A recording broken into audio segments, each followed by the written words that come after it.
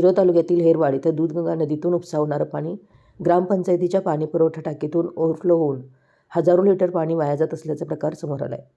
प्रशासनाच्या निष्काळजीपणामुळे मौल्यवान पाणी रस्त्यावर वाहून जाते. गेल्या 15 दिवसांपासून हा प्रकार सुरू असल्याचं स्थानिकांनी सांगितलं. विशेष म्हणजे एकीकडे दूधगंगा नदीतून इचलकरंजी पाणी योजनेसाठी पाणी देण्यास शिरोळ तालुक्यात तीव्र विरोध सुरू असताना त्याच तालुक्यात अशा प्रकारे पाण्याची उघड नासाडी होत असल्यानं ग्रामपंचायत प्रशासन आणि पाणीपुरवठा विभागाच्या कारभारावर प्रश्नचिन्ह उपस्थित होत आहे.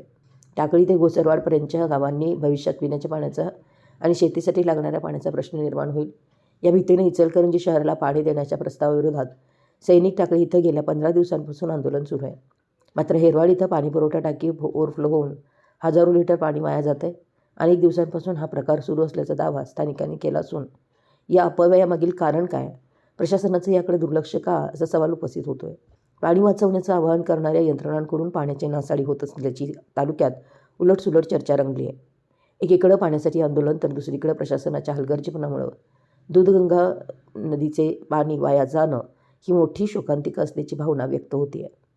दरम्यान याबाबत ग्रामपंचायत अधिकारी संजय पुखाळे म्हणाले की या प्रकाराबाबत मला कोणतीही माहिती नव्हती. पाहणी करून पाण्याचा अपव्यय थांबवण्यासाठी तातडीने आवश्यक ती कारवाई करू असं सांगितलं. मराठी एस न्यूजसाठी कुरुंदवाडहून संदीप अडसूळ.